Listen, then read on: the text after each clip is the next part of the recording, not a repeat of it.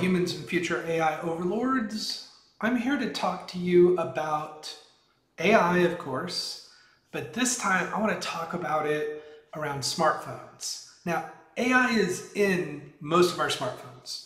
Unless you're using some ancient device, it's likely you have some level of artificial intelligence in your phone. But what I'm so excited about with AI is when that AI and that software and that hardware all come together to do magical things. And that's what I feel the Google Pixel 8 Pro does. Now, I have the Google Pixel 8 Pro. Some of the great features around AI and the device are in the Pro model, but there's that price differential that kind of leads it there. But when I looked at the fact that I'm getting support for this phone for 7 years, this phone's going to be supported into 2030, which is like amazing. Anyway, so I got the Pixel 8 Pro when it launched, and I've been a Pixel user for years. I was a Nexus user. I've been a fan of Google Android phones. Now, I've done Samsung, I've done HTC, I've tried lots of different smartphones, but I have to say I really love Google's approach to the phones. Now, they used to start off with super high-end hardware stuff, and they were doing like just such innovative hardware stuff. And I'm not saying they aren't doing innovative hardware stuff, but they seem to be doing more innovative stuff around the software side. So they're using like good hardware, but using software to make it do magical things. And when you think about the history that Google has with AI, and it's been doing that forever, and they bringing that magic and capability into their Google Pixel and doing it more explicitly with this last year of AI innovation that's just happening all over the place. I was really excited about the possibilities, and I was like, man, I have to have a reason to update. They've got to give me a good reason to update, but all the stars were aligning, all the things were coming together. It was like, yes, I have a feeling this phone is going to be great, and the announcement was great. Now, one of the things I love about Marcus Brownlee, he's just amazing, but one thing he always says is, don't buy a phone on future promises, which I totally agree with. But I did buy this phone hoping that they would deliver on future promises, and they have. The December Pixel drop finally hit my phone yesterday, and everything that they promised is available now, which is awesome. So that's another great update too. Anyway, but I'm here to talk about what I think is the AI smartphone. It is the Google Pixel 8 Pro, and let's just look into some of the features. So the brains of the phone, of course, is its Google Tensor G3 processor. That's where the magic happens. This is their custom processor that they're using with their Android 14, which of course dropped, and that is amazing. I love Android 14. And then, you've got the magic of the hardware. So this is where you've got, the Google processor, the Pixel hardware, the Android operating system, and then Google software magic on top of that. This is the intersection for like amazing things. But this Tensor processor is very well performing. The battery life is really good. I have really been impressed with it. The display, oh my God, the display is amazing. I have to turn down the display. Like on a lot of phones, I turn the display up all the way, but this phone, I literally cannot have it up all the way. It's too bright. Isn't that insane to have a phone you're like, oh, this is too bright? But it is absolutely fantastic. So I absolutely love this display, I'm not finding it, does it use more battery? Absolutely. But, I'm never too far away from a charger. So, it's not been too bad. But anyway, I do absolutely think this is the best display on a smartphone. So some of the cool AI features. So Audio Magic Eraser. So this is interesting.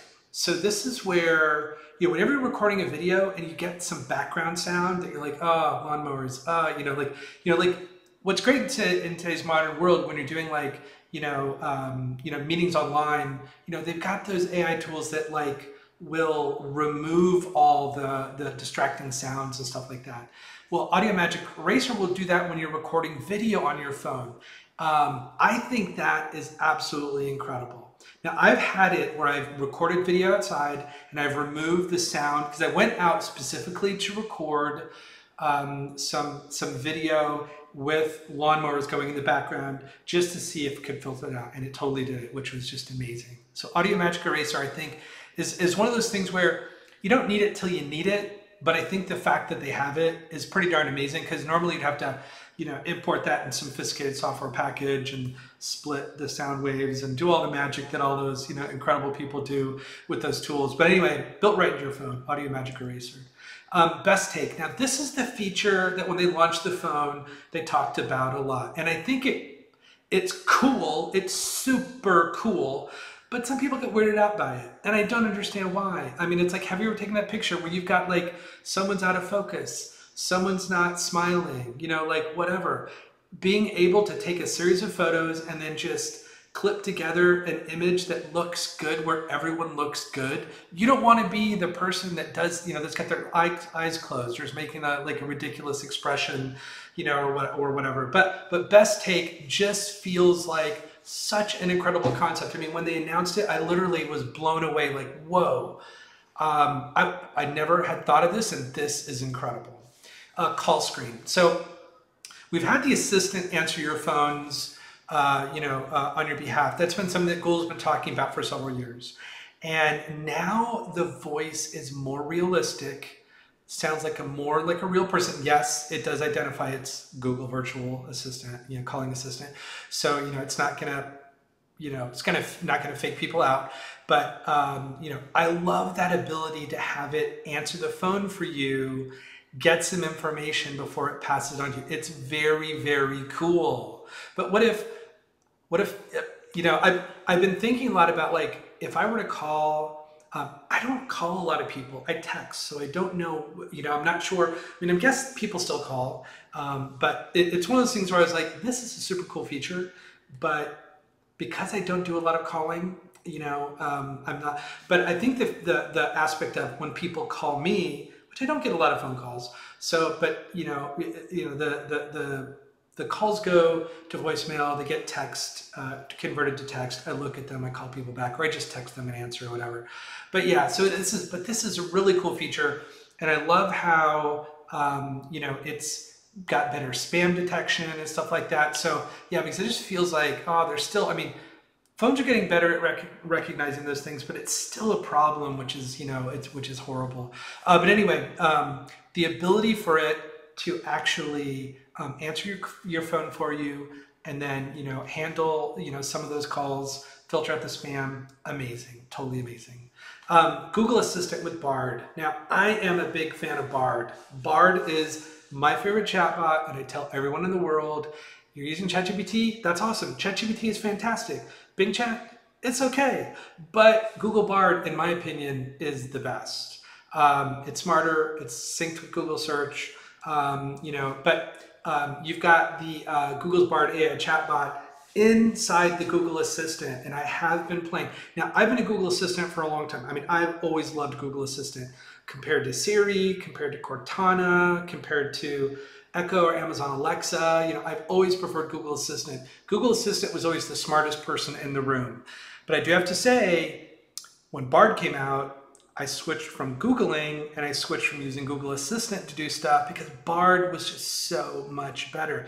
But now you've got Bard in Google Assistant. So that to me is the magic. So on your phone, you now have Google Bard chatbot inside your Google Assistant. And to be honest with you, that makes Google Assistant better. I wish they would add it to the other devices, because at home I use a lot of the Google Home devices to do things. And you know, they're just so useful. But there are times when it's like, you know, Google, you're so smart, but sometimes, oh, it's just sometimes not quite so much. So I'm really excited that on my Pixel, I've got Google Bard chatbot in the Google Assistant. Please, Google, bring that to all your devices. We need it. We need that intelligence everywhere. But yes, I think Bard is wonderful. Google Assistant's wonderful. Pulling them together on your Pixel, wonderful. And to be honest with you, I have been playing around with using my Pixel as a home stand to kind of like augment, and I've been testing out not using my Google Home to do things and using my Pixel, and it's been okay. It's been okay. It's a little bit different. It's something that I think maybe Google could optimize the screen for that kind of behavior, kind of how the iPhone does that when you turn your phone sideways and you've got it powered up.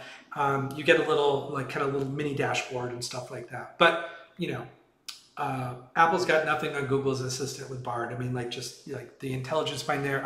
I'd choose Google Assistant with Bard over any of the other assistants and tools and out there. Live Translate. So Translate is Google's Translate has just been so stellar. I've tried other translation tools. They're okay. I mean, Apple's is okay, but Google's Translate, in the way it does translating text, translating images, in Google Maps, translating, it's just amazing how Google integrates that. But translating languages in real time is great. I have been playing with it where I've tried to get it to translate television shows I was watching. It hasn't been that good with it. I don't know if it's a little bit more limited, but I'm going to play with it some more. I just wanted to kind of see how it would behave, with some other languages, but. So far, this experience has not been great, but I've tried it a few times. I'm hopefully going to try it a little bit more and see if it gets a little bit better. But yeah, I mean, it's still a feature that I think it looks amazing. I'm guessing it works for a lot of people, and maybe the context of how I'm using it just isn't real, because it's not a real person. I'm just putting a TV show on in a foreign language and then trying to get the Live Translate to translate it. And it's been very okay to not so okay. But anyway, that could just be my experience. Magic Editor. Now, this is one of those things where, being able to, you take that picture. I can't tell you how many times I've taken a picture and I go, oh, if I would have just turned 2-3 degrees to the right or left, I could have gotten a better photo. Magic Editor can let you now change and reposition those objects. Like this picture of a balloon that was cut off, you can actually just drag the balloon over and it will draw the missing part of the balloon in the image. You can change the background of the sky if you want to make it more clear. It's kind of amazing. I mean, it's this sophisticated Photoshop type software that's being just put in the palm of your hands to do things very dynamically on demand using AI to help you, which is kind of incredible. So, but Magic Editor, I haven't used it a lot, to be honest, but I think it's something that, it's one of those things of you take a bad picture and you need it when you need it kind of a thing. Magic Eraser. Now this I have used. This is amazing. So when you take that picture and you just want to get, taking a picture, of friends and family, and there's people in the background and you just scratch over them and they disappear, it blows my mind. It blows my mind. It's this is once again that high-end kind of Photoshop type software that you are just doing it right in the palm of your hand. And I love that. So I think that's amazing. Real time. Yeah. So the thing I love about AI and having these large language models trained on more diverse pictures of people, so that when it can help with picture taking, because you take pictures with different cameras, you look different.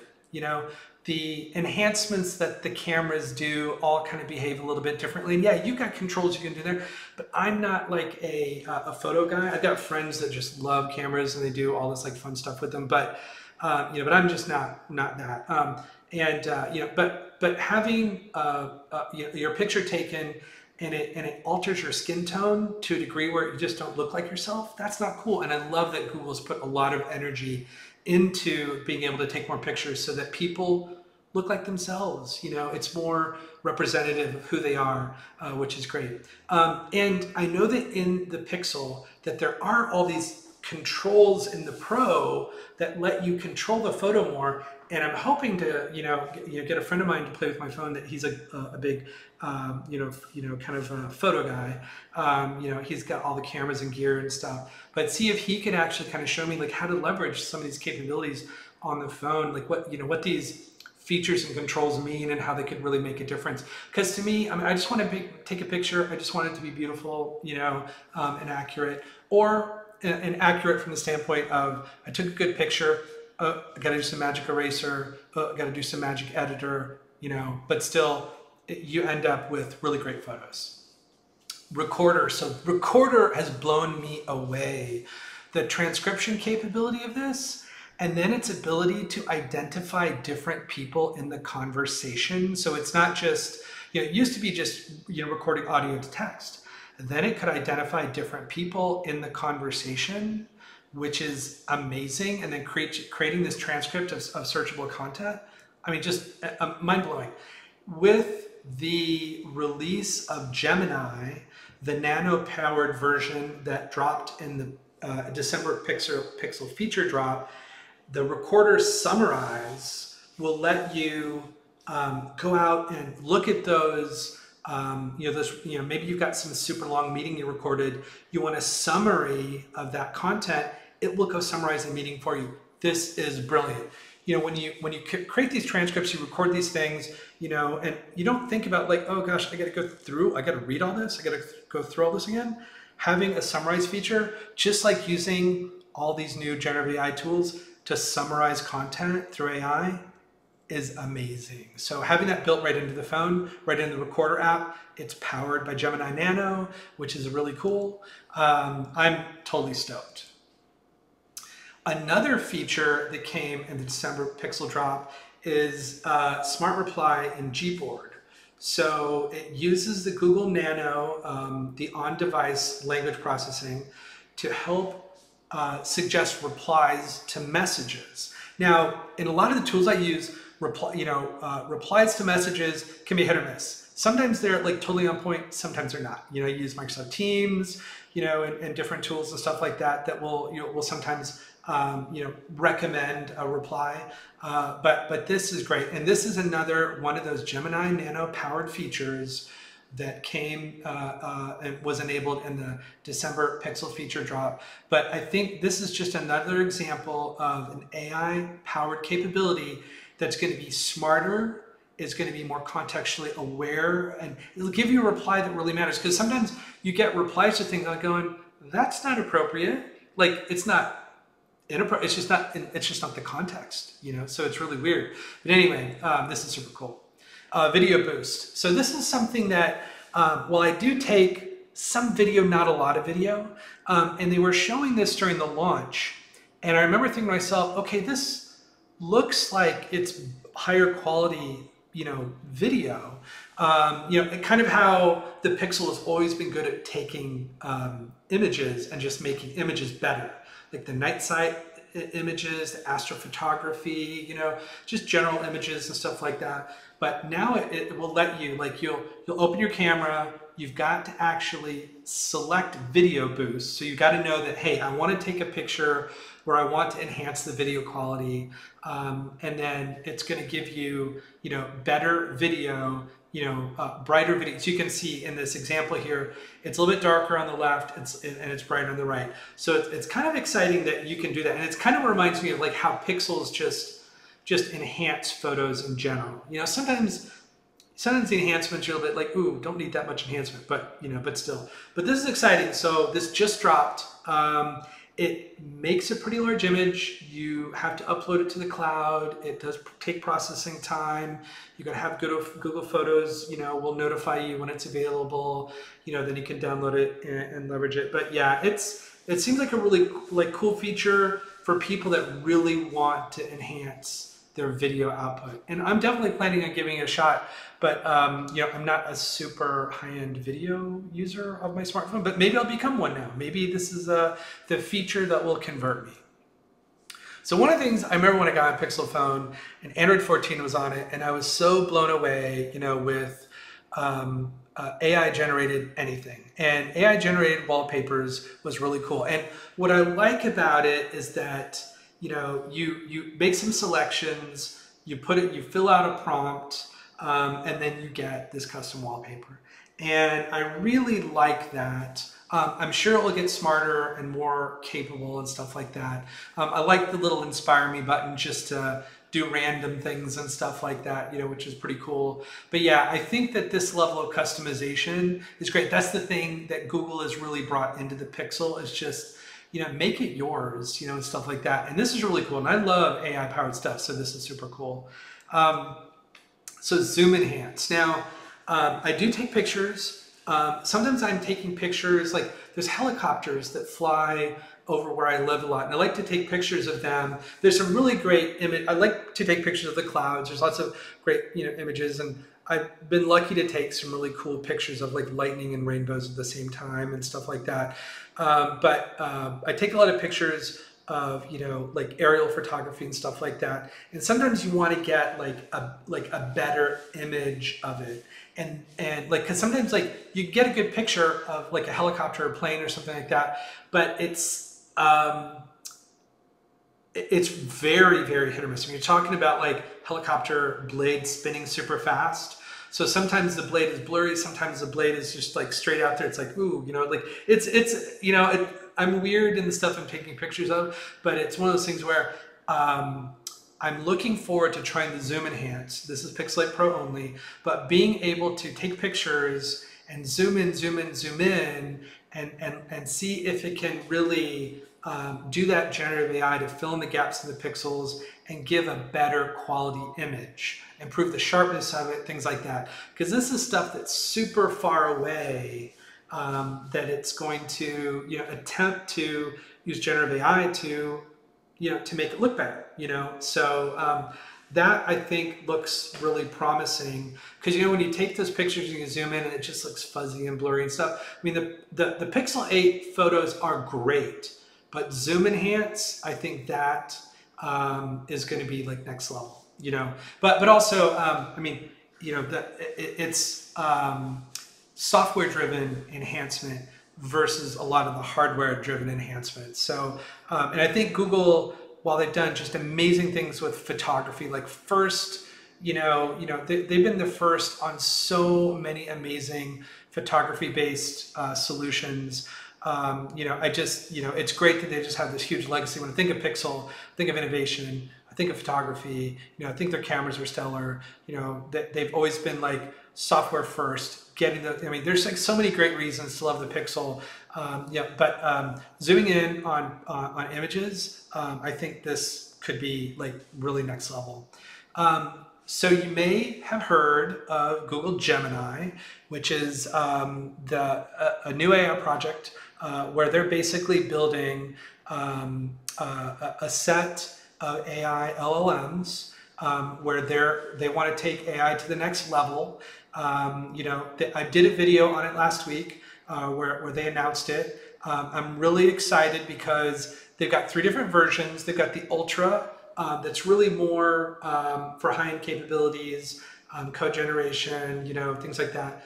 The Pro, the Gemini, so that was Gemini Ultra, Gemini Pro, Google Gemini Pro, is more of the mid-range, you know, versatile and balanced, you know, wide range of tasks, summarization, translation, creative writing.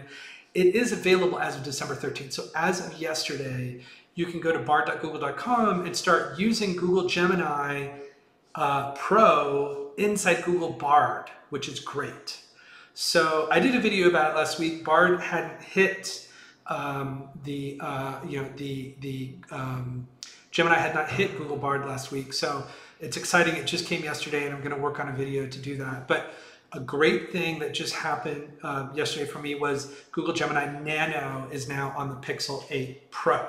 So it's available, and it's going to be used for a wide variety of things.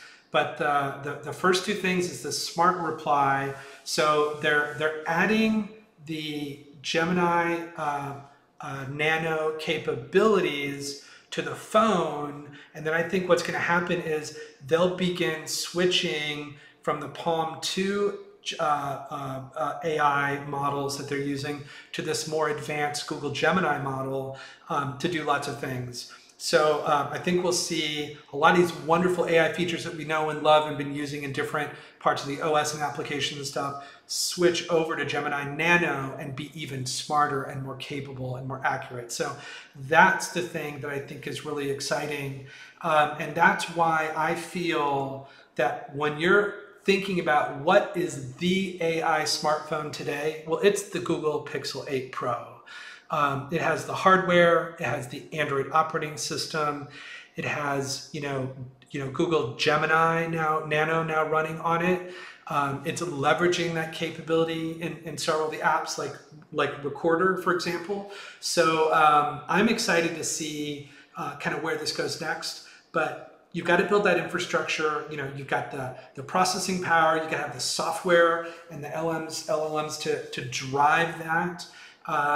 So I'm very excited to see where this Google Pixel 8 Pro smartphone will be in a few years, because this phone is supported by Google for 7 years. So, and the repairability on it also is really high too. So you'll be able to repair it over time as well. Sure, it was a little bit more expensive than previous Google Pixels, but 7-year support, repairability has been improved. You've got all this incredible software-driven capability that they're going to be loading the smartphone up with, that they've already started with Google Gemini. I mean, it's really to me like, the most incredible smartphone on the market today. I've been playing with it. I've been using it. I love it. And I've been using it every day. I do use, I said, an Apple iPhone, and I do use the Google Pixel 8 Pro. And I do have the latest models of each of those, and I do play with them side by side. And I love them both. They're kind of like, they're both my children. I love them equally. Sometimes one feels better than the other in certain context. Sometimes one feels smarter than the other in different contexts, but they're both really good. But, and if I had to pick one, I'll have to think about that, because I don't know if I could pick just one. I've been rocking Android and Apple together for so long, I just can't imagine not having both of them, to be honest, because they're both good in their own way. They both have their own superpowers and capabilities. But anyway, but I do believe if you're going to crown a smartphone today as the AI smartphone, it is the Google Pixel 8 Pro. I firmly believe it. I love it. I can't wait to see what Google is doing to advance this further. It's an exciting time to be around and playing with this incredible technology. The modern era of artificial intelligence, we've been in it a year now. It's literally been a year for me since I got ChatGPT. It was December 13th of 2022. So I've been using AI tools now for a year and literally been in mind-blown emoji since then. So it's, every new feature and function, across all these companies that are delivering these incredible tools and capabilities. I mean, it's hard to keep up with it because there's so much amazing innovation and capability. Ways that we can improve our lives, our everyday life, everyday things we do, everyday tasks we do are going to get easier to do. The way we work is going to get easier and smarter if the companies we work for adopt these tools. So it's very, very exciting. And yes, there's all kinds of issues around privacy. There's all kinds of issues around accuracy. There's risks associated with that. And that's something I'm definitely going to explore more of, some of the risks around using some of these tools. But anyway, I'm just happy that Google built this incredible smartphone. I love it. I'm playing with it. I love the software they're building. And I'm excited to see where this goes. If you listen this long, thank you so much. I appreciate it. I'd love to hear your thoughts. Genuinely, I'd love to hear your thoughts about, do you use the Google Pixel 8 Pro or older models? Are you using a competitive smartphone that you feel like does, more AI capabilities? I'm genuinely curious. I played with a lot of phones over time, but I don't have the budget to play with them all. But this is the world that I live in. And I've been really happy with what I've seen from Google, and I'm looking forward to continued innovation and just seeing how we can just make the world and our lives better and smarter. Anyway, thank you very much. Have a great day. Bye.